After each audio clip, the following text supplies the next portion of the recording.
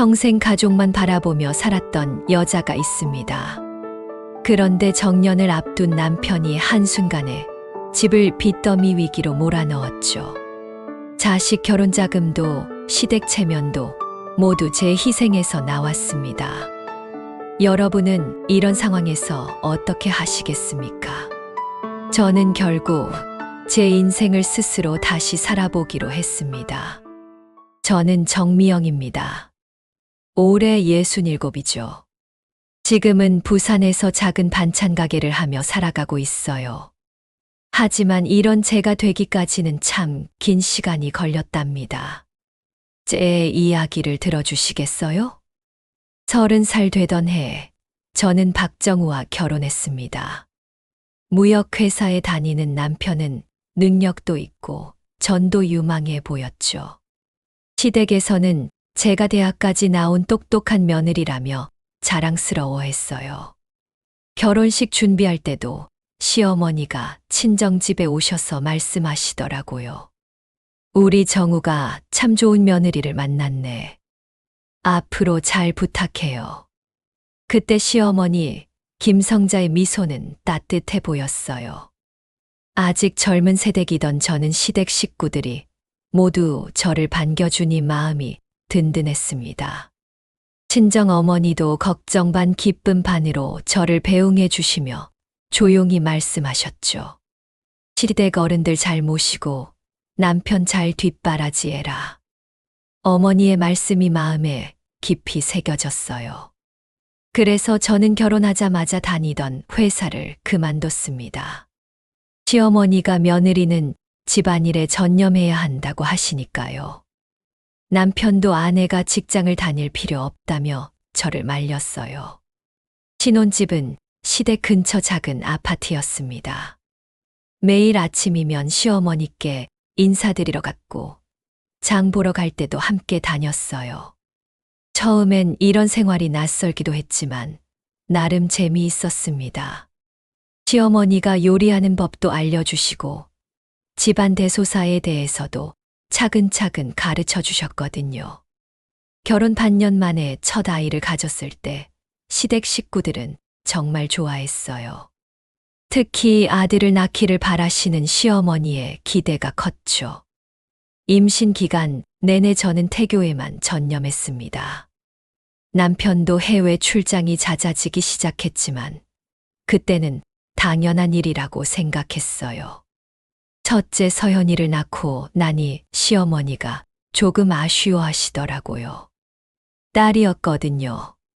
하지만 곧 둘째를 가지라며 격려해 주셨어요. 산후조리 기간에도 시어머니가 챙겨주셨는데 그분 나름대로는 정성을 다해 주신 거였죠. 둘째 민수를 가졌을 때는 아들이기를 간절히 바랐어요. 시댁에서 워낙 아들을 원하시니까 저도 모르게 부담을 느꼈거든요. 다행히 둘째는 아들이었습니다. 시어머니가 얼마나 기뻐하셨는지 몰라요. 그때 저도 정말 홀가분했죠. 하지만 두 아이를 키우며 저희 하루는 정말 바빠졌어요. 새벽에 일어나 아이들 챙기고 시댁 안부 살피고 살림하고 남편은 해외 출장이 더욱 잦아졌는데 연락도 뜸했어요. 그래도 저는 참았습니다. 남편이 열심히 일해서 가족을 위해 돈을 버는 거라고 생각했거든요. 친정 부모님께 안부 전화를 드릴 때마다 어머니가 걱정하시더라고요. 미영아, 너무 무리하지 마라. 몸이 제일이야. 하지만 저는 괜찮다고만 답했어요. 사실 몸이 피곤하고 마음도 답답할 때가 있었지만 이게 며느리의 당연한 도리라고 여겼거든요. 남편도 시어머니도 심지어 친정 어머니까지도 이런 삶이 자연스럽다고 하시니까요. 그렇게 저는 30살부터 제 꿈과 계획을 모두 접어두고 가정에만 매진하기 시작했습니다.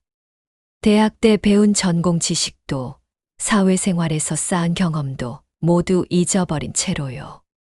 당시에는 이런 희생이 사랑이고 헌신이라고 믿었어요. 하지만 지금 돌이켜보니 그때부터 제 인생이 조금씩 흔들리기 시작했던 것 같습니다. 7년이 흘러 저는 37이 되었어요. 서현이는 초등학생이 되었고 민수는 5살이었죠. 그런데 남편에게 큰 변화가 생겼습니다. 회사에서 해외 지사 파견 발령을 받은 거예요.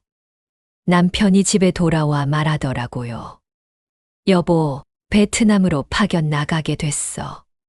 처음엔 가족이 모두 함께 가는 줄 알았어요. 그런데 남편의 다음 말에 깜짝 놀랐습니다. 미영이는 아이들과 함께 여기 남아 있어야겠어. 어머니 모실 사람도 필요하고. 시어머니도 당연하다는 듯 고개를 끄덕이셨어요. 저만 혼란스러웠죠. 남편과 떨어져 아이 둘을 키우며 시어머니까지 모시라는 건가요? 하지만 반대 의견을 낼 용기가 없었어요. 베트남으로 떠나기 전 남편이 말했습니다. 몇 년만 참아줘. 승진도 빨라질 거고 돈도 많이 벌 수 있어. 시어머니도 거들어 주시더라고요. 며느리가 고생스럽겠지만 이런 기회가 흔한 게 아니야. 우리 가문을 위해서 참아보자. 결국 저는 아이 둘과 함께 시댁 근처에 남게 되었어요. 매일 시어머니 안부를 살피고 아이들 학교 보내고 살림까지 모든 걸 혼자 해야 했죠. 남편은 한 달에 한두 번 전화를 걸어올 뿐이었어요. 무엇보다 힘든 건 친정 부모님을 자주 뵙지 못하는 일이었어요. 아버지가 당뇨로 자주 입원하시는데 시댁 일 때문에 병원에 갈 시간이 없었거든요. 친정 어머니가 전화로 말씀하시더라고요. 미영아, 아버지가 많이 약해지셨어. 시간 날 때 한번 와보렴. 마음은 애타도 시어머니 앞에서 친정 이야기를 꺼내기가 쉽지 않았어요. 하루는 용기를 내어 말해봤죠. 어머니, 친정 아버지가 입원하셔서 잠깐 다녀와도 될까요? 시어머니 표정이 달라지더라고요. 지금 서현이 학교 준비물도 사야 하고 민수 감기도 낫지 않았는데 어디 갈 생각을 해. 시집 온 여자가 친정만 생각하면 어떡해. 결국 그날도 친정에 가지 못했어요. 밤에 혼자 울었던 기억이 나네요. 아이들이 자고 난 후 부엌에서 설거지하며 눈물을 흘렸어요. 왜 이렇게 살아야 하나 싶었거든요. 남편은 베트남에서 가끔 보내는 편지에서 현지 생활이 어떻고 사업이 어떻다는 이야기만 했어요. 저와 아이들이 어떻게 지내는지는 별로 관심이 없는 것 같았죠. 전화 통화를 해도 아이들 안부만 묻고 제 이야기는 들으려 하지 않았어요. 서현이가 학교에서 아빠를 그려오라는 숙제를 받아왔을 때가 가장 마음 아팠어요. 아빠를 그려달라고 저에게 부탁하더라고요. 엄마, 아빠 어떻게 생겼는지 잘 기억 안 나. 겨우 7살 아이가 아빠 얼굴을 잊어가고 있었어요. 그때 정말 화가 났습니다. 남편에게, 시어머니에게, 그리고 이런 상황을 그냥 참고만 있는 저 자신에게도요. 시어머니는 매일 제사 음식 준비며 집안 대소사를 저에게 맡기셨어요. 친척들이 오면 술상 차리고 음식 대접하는 것도 모두 제 몫이었죠. 그러면서 시어머니는 친척들에게 말씀하셨어요. 우리 며느리가 참 잘해. 정우가 해외에 있어도 집안일 척척 해내더라고. 칭찬 같았지만 마음이 편하지 않았어요. 제가 잘해서가 아니라 할 수밖에 없으니까 하는 거였거든요. 선택권이 없었어요. 밤늦게 아이들 재우고 나면 혼자 앉아서 생각했어요. 언제까지 이렇게 살아야 할까? 남편은 언제 돌아올까? 아니, 돌아와도 뭐가 달라질까? 그런 생각들이 머릿속을 떠나지 않았어요.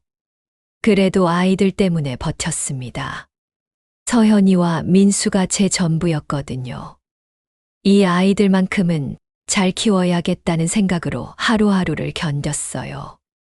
하지만 그 시절 제 마음 한구석에는 분노와 서러움이 차곡차곡 쌓여가고 있었습니다. 47살이 되던 해 가을이었어요. 친정 어머니가 위암 수술을 받게 되었다는 연락을 받았습니다. 동생이 다급하게 전화를 걸어왔어요. 누나, 어머니 상태가 심각해. 수술 날이 내일인데 꼭 와야겠어. 가슴이 철렁 내려앉았어요. 어머니가 몇 달째 소화가 안 된다고 하시더니 결국 이런 일이 생긴 거였죠. 그런데 하필 그날이 시댁 제사 전날이었어요. 시어머니께 말씀드렸습니다. 어머니, 친정 어머니가 위암 수술을 받으셔서 병원에 가봐야겠어요. 시어머니 얼굴이 굳어지더라고요. 내일이 제사인데 어디 가려고 그래?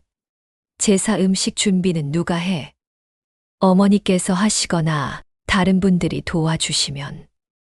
말도 안 되는 소리 하지 마. 큰 며느리가 제사를 빠지면 채통이 서겠어. 저는 간절히 부탁했어요.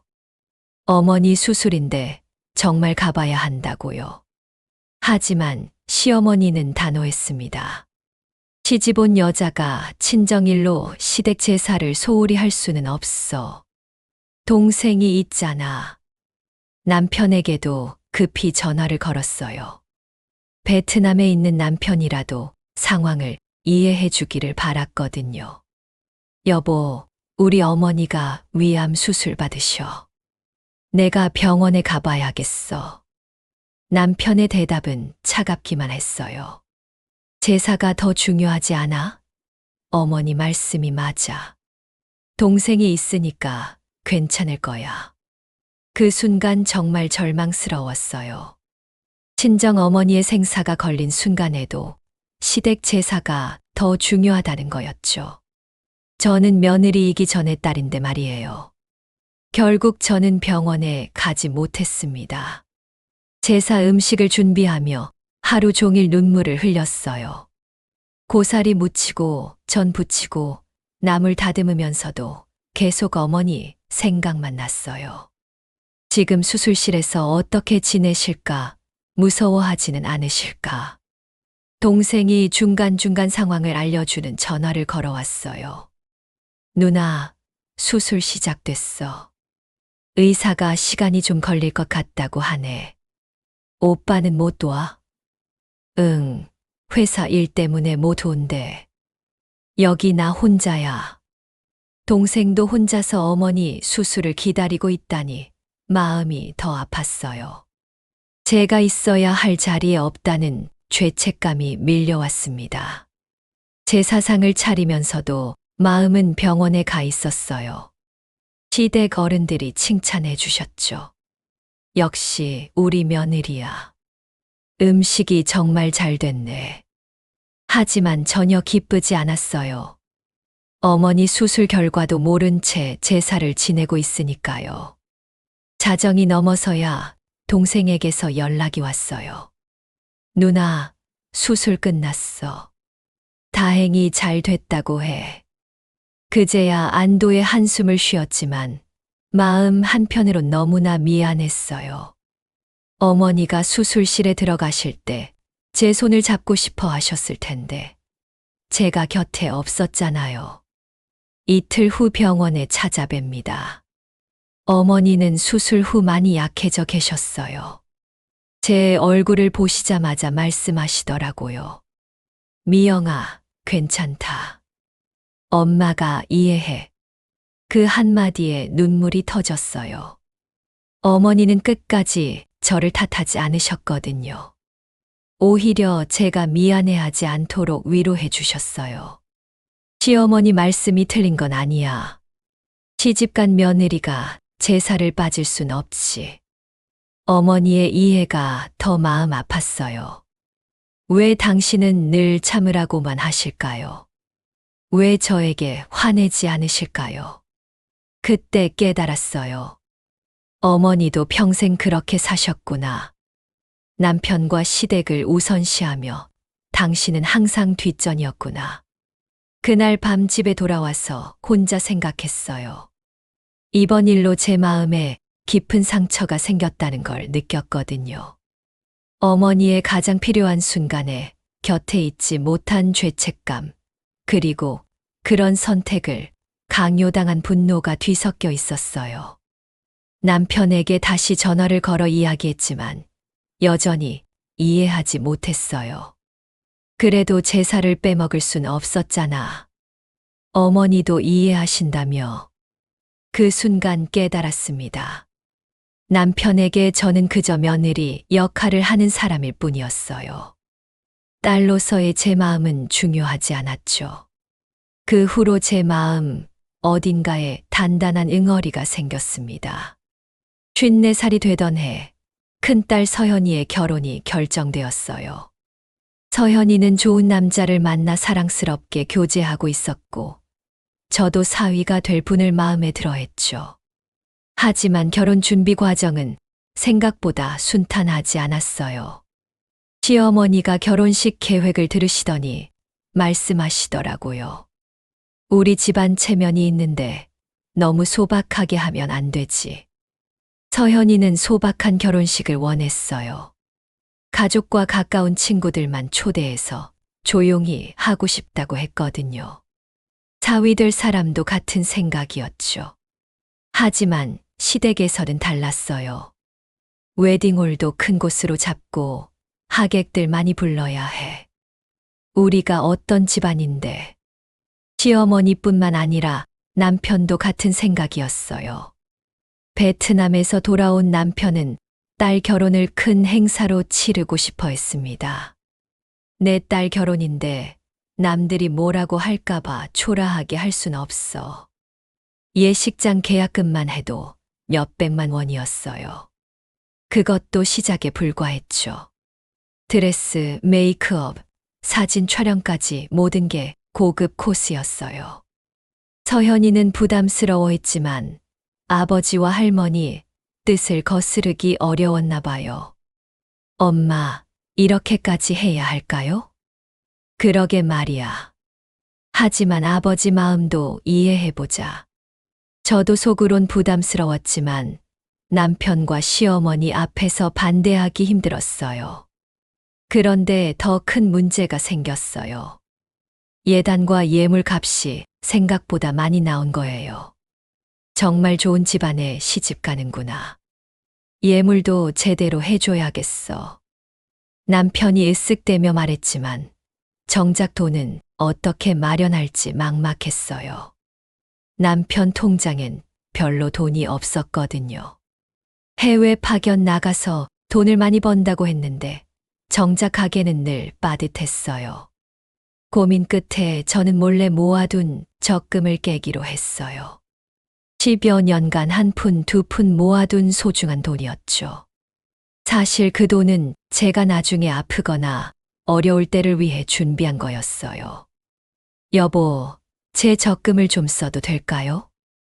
그래, 딸 결혼인데 써야지. 나중에 다시 모으면 되잖아. 남편은 대수롭지 않게 말했어요. 나중에 다시 모으면 된다니. 그 돈이 얼마나 소중한 건지도 모르면서요. 적금을 해지하러 은행에 갔을 때 정말 마음이 아팠어요. 은행 직원이 확인해 주더라고요. 13년간 매달 꼬박꼬박 넣으셨네요. 해지하시는 게 확실하세요? 네, 딸 결혼 때문에 필요해서요. 그렇게 제 평생 모은 돈이 딸의 결혼식 비용으로 쓰였어요. 웨딩드레스, 예단, 예물, 결혼식장 비용까지 모두 제 적금으로 충당했죠. 결혼식 당일 시댁 친척들은 모두 만족해했어요. 정말 성대하게 잘했네. 우리 집안 채통이 서는구나. 남편도 하객들에게 자랑스럽게 말했어요. 딸이라도 제대로 시집 보내야죠. 하지만 저는 복잡한 마음이었어요. 서현이는 행복해 보였지만 정작 이 모든 비용을 제가 혼자 감당했다는 사실을 아무도 몰랐어요. 남편은 마치 자신이 다 준비한 것처럼 으스대고 있었고요. 피로연 자리에서 친정 식구들이 걱정스럽게 물었어요. 미영아, 결혼식 비용이 많이 들었겠구나. 괜찮아요. 딸 결혼인데요. 하지만 속으론 걱정이었어요. 이제 정말 비상금이 없었거든요. 앞으로 뭔가 일이 생기면 어떻게 해야 할까 싶었죠. 서현이가 신혼여행에서 돌아온 후 저에게 말하더라고요. 엄마, 결혼식 비용 때문에 고생하신 거 알아요. 정말 죄송해요. 무슨 소리야. 딸 결혼인데. 그래도 엄마가 모은 돈으로 했다는 거 들었어요. 미안해요. 서현이가 미안해하니 저도 마음이 복잡했어요. 딸이 잘못한 건 없는데 미안하게 만들고 싶지 않았거든요. 그날 밤 혼자 생각했어요. 결혼식은 성공적으로 치렀지만 뭔가 허전했어요. 제가 평생 모은 돈이 하루 만에 사라져버렸다는 현실이 실감났거든요. 그것도 시댁 체면을 위해서 말이에요. 남편에게 말해봤어요. 이제 비상금이 하나도 없어요. 앞으로 어쩌죠? 뭐 어떡하긴 다시 모으면 되지. 나도 열심히 벌 테니까 걱정하지 마. 하지만 남편 말을 그대로 믿기는 어려웠어요. 지금까지도 가게는 늘 제가 알뜰살뜰 꾸려 나갔으니까요. 그날부터 저는 더욱 절약하며 살기 시작했습니다. 다시 조금씩이라도 돈을 모아야겠다고 생각했거든요. 하지만 그날 밤 저는 우연히 남편의 서랍 속에서 낯선 봉투 하나를 발견하게 됩니다. 그리고 그 안에 적힌 이름을 보는 순간 제 심장은 얼어붙고 말았죠. 저는 결국 그 낯선 편지를 품에 안은 채 밤새 뒤척이며 잠을 이루지 못했습니다.